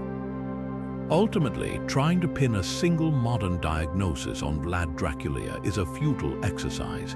He was a product of his time, his trauma, and his terrifyingly pragmatic education. He was a man who looked at the brutal world he was born into and decided that to win, he simply had to become more brutal than everyone else. His psychological profile is not one of a common madman, but of an exceptional and deeply damaged individual who applied a brilliant, strategic intellect to the art of fear, believing with every fiber of his being that the forest of stakes he created was the only thing strong enough to hold back the wolves snapping at the gates of his kingdom. Yet to measure Vlad the Impaler's true impact, we must look beyond the borders of Wallachia and the pages of Gothic fiction, and onto the grand chessboard of 15th century European politics. His significance is not found in the number of his victims, but in the strategic delay he imposed upon the most powerful empire of his age. For a few critical years, Vlad Dracula and his army became an immovable object against the seemingly unstoppable force of the Ottoman advance, buying a fractured and fearful Christendom the one thing it desperately needed: time. His most profound contribution was derailing the meticulously planned campaign of Sultan Mehmed II, the conqueror of Constantinople. Fresh from that world-altering victory, Mehmed's ambition was to march up the Danube Valley through Hungary and into the very heart of Europe. Wallachia was meant to be a mere stepping stone, a compliant vassal state offering easy passage and supplies. Vlad's audacious defiance and his devastating guerrilla war changed everything. The campaign of 1462 was not a minor border skirmish. It was a massive, costly, and humiliating failure for the Ottomans. The Sultan was forced to abandon his immediate goals, retreat with a battered army, and recalibrate his entire Western strategy. This setback did not stop Ottoman expansion, but it stalled it for a crucial generation. The resources, manpower, and morale lost in Wallachia meant that the final push into Hungary, which would culminate at the gates of Vienna decades later, was significantly delayed. In this sense, Vlad's brutal resistance provided a breathing space that allowed kingdoms like Hungary to better fortify their defenses and prepare for the inevitable confrontation. His influence on neighboring rulers was both immediate and profound, serving as a terrifying yet effective lesson in realpolitik. In Hungary, King Matthias Corvinus, despite ultimately betraying and imprisoning Vlad, was a keen student of his methods. The propaganda campaign he launched against Vlad, painting him as a monster, was a masterstroke that allowed Matthias to confiscate papal funds meant for a crusade and use them to build his own powerful military, the Black Army of Hungary. Vlad became the perfect villain to justify the king's own centralization of power and military buildup. To the east, his cousin, Stephen the Great of Moldavia, watched Vlad's reign with a mix of kinship and calculated interest. Stephen adopted and adapted Vlad's strategy of fortified castles and scorched earth tactics, using them to achieve one of the most significant Christian victories of the era against the Ottomans at the Battle of Vaslui in 1475. Stephen learned from Vlad's successes, but perhaps also from his isolation.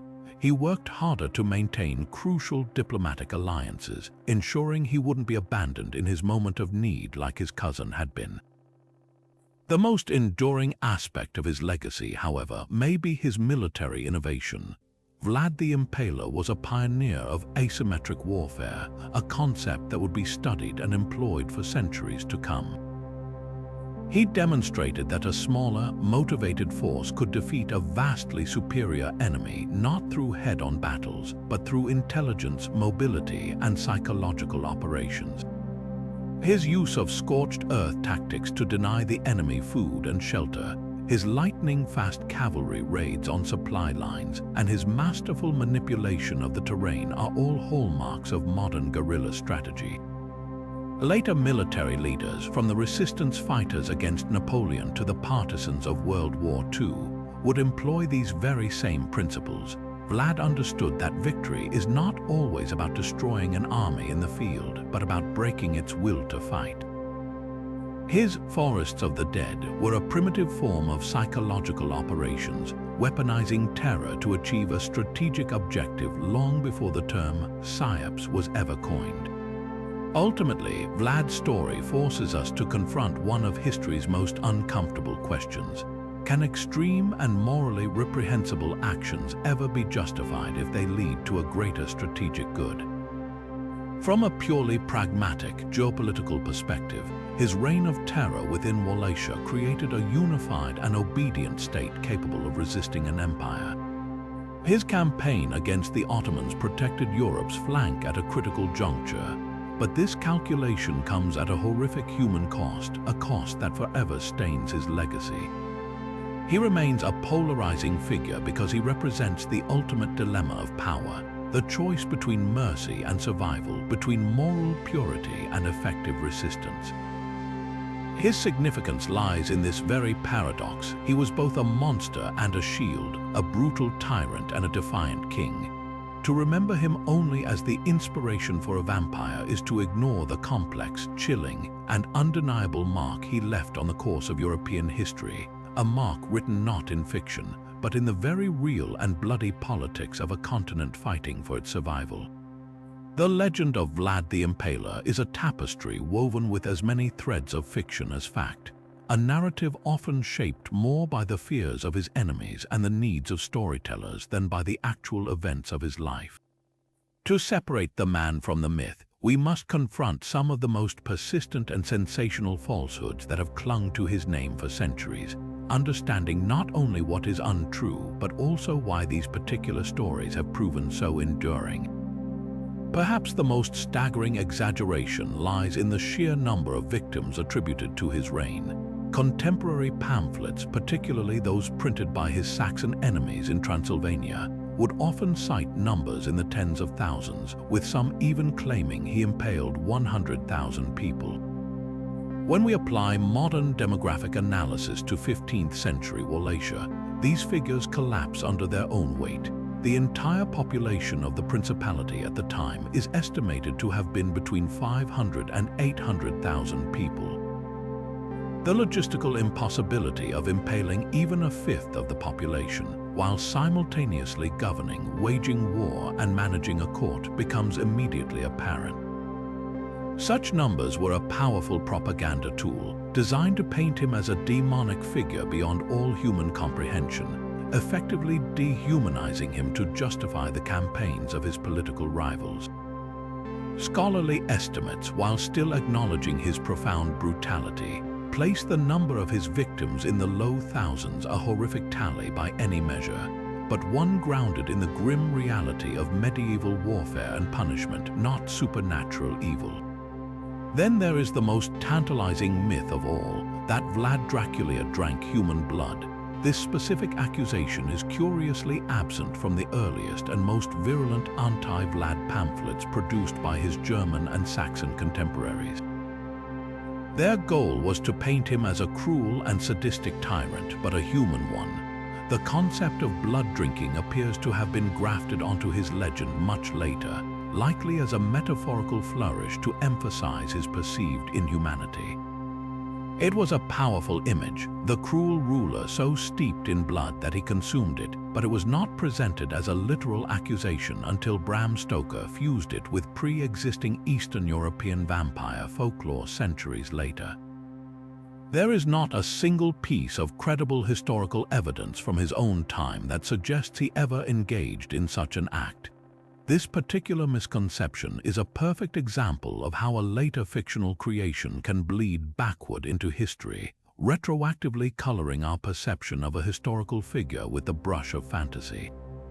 Another common oversimplification is the portrayal of his reign as one of undiscriminating, random cruelty. The popular image is of a madman who impaled people on a whim. The historical record, even from his critics, suggests a far more calculating and, in its own terrifying way, legalistic mind. His violence was often systematic and served a clear, if brutal, purpose. The infamous Easter feast and the purge of the boyars was not a spontaneous outburst.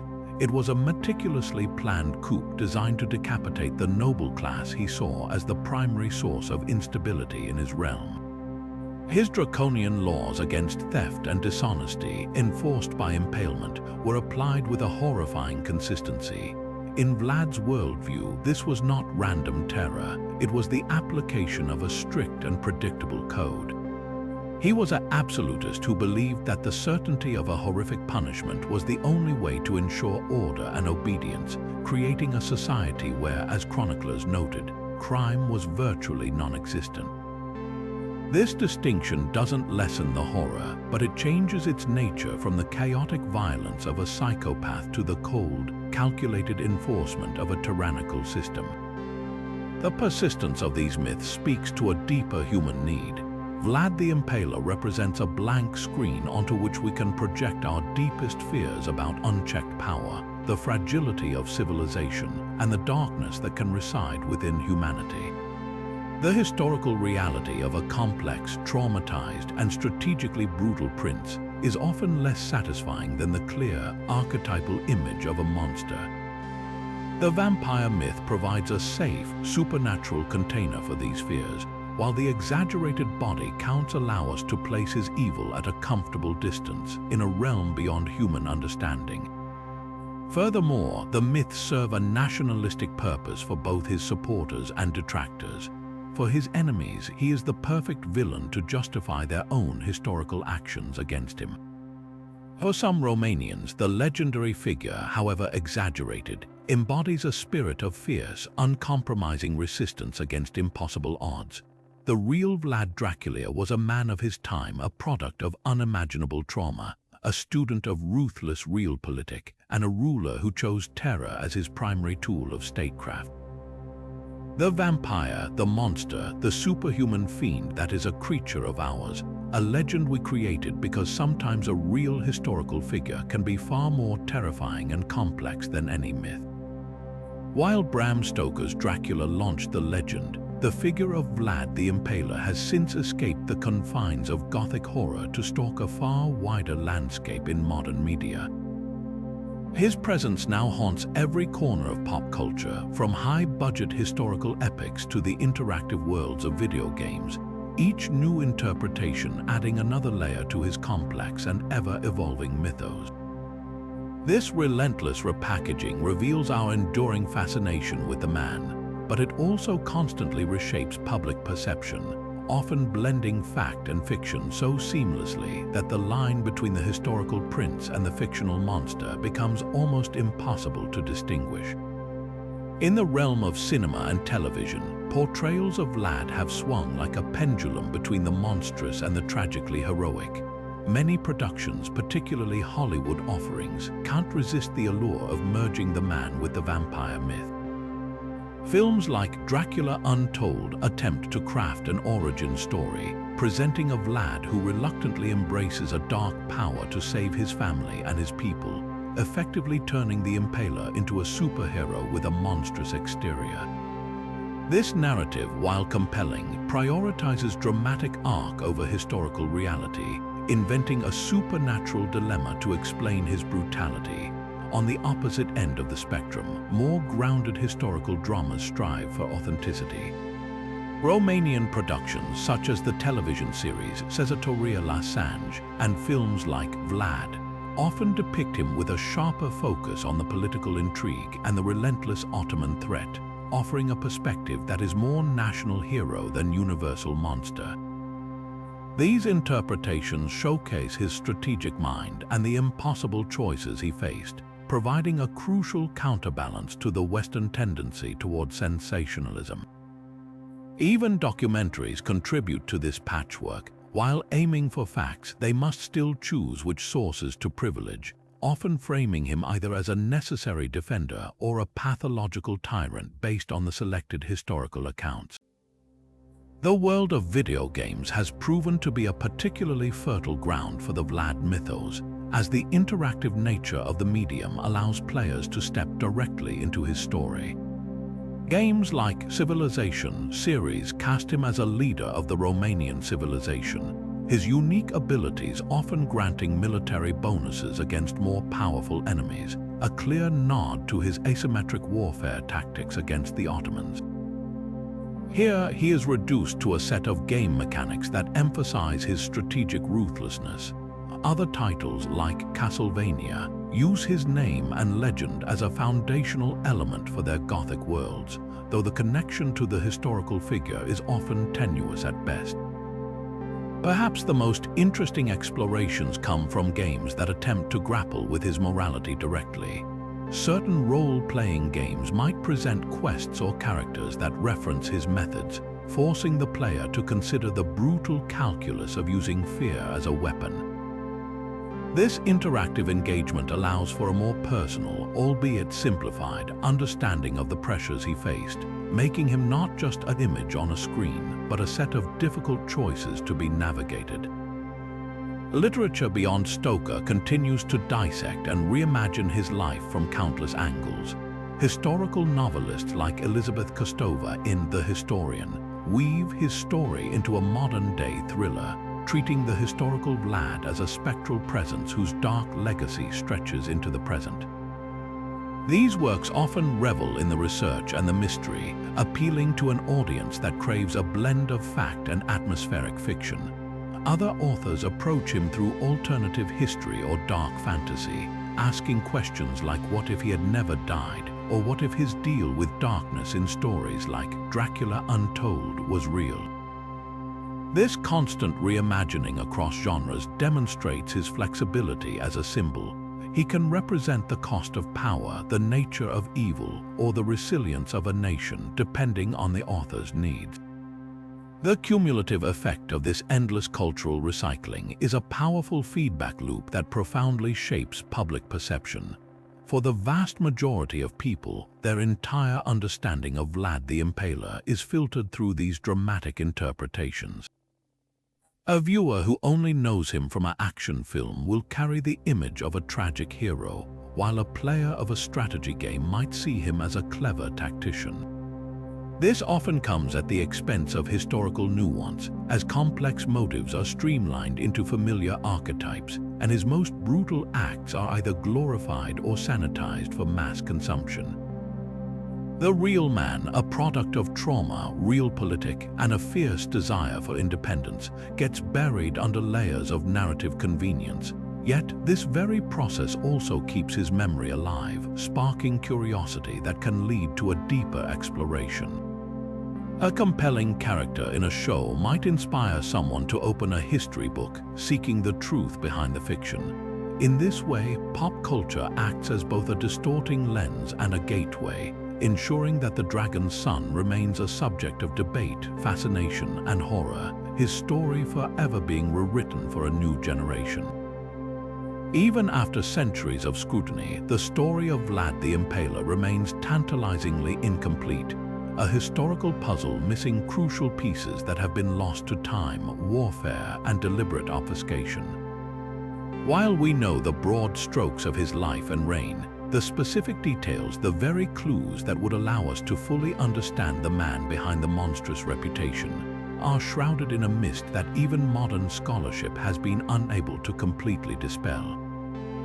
These are not minor gaps, they are fundamental mysteries that lie at the heart of his enduring legend, inviting us to wonder how much we truly know and how much has been forever concealed. The most poignant of these enigmas concerns his final earthly resting place.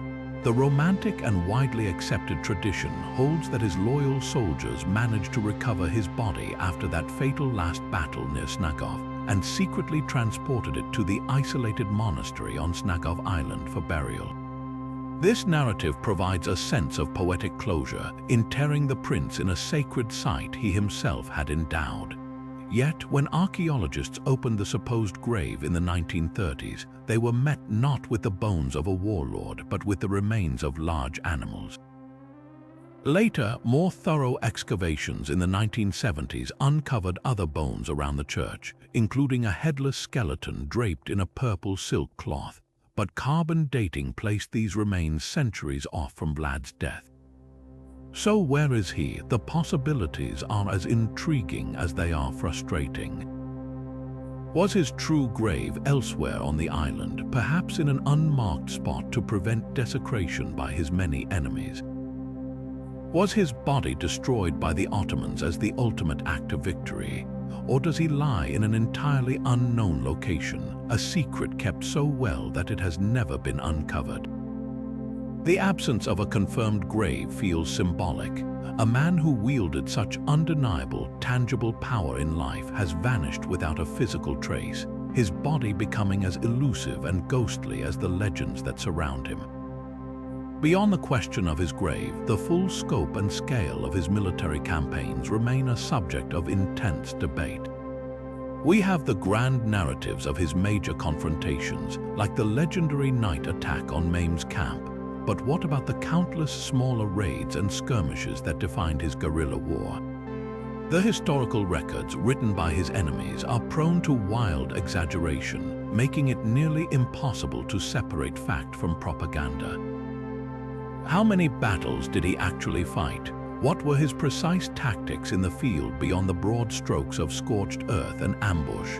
The logistical details of how he moved his forces, how he communicated, and how he maintained supply lines for his own troops while systematically denying them to the Ottomans are lost to us. These unanswered questions leave a blurred portrait of his generalship.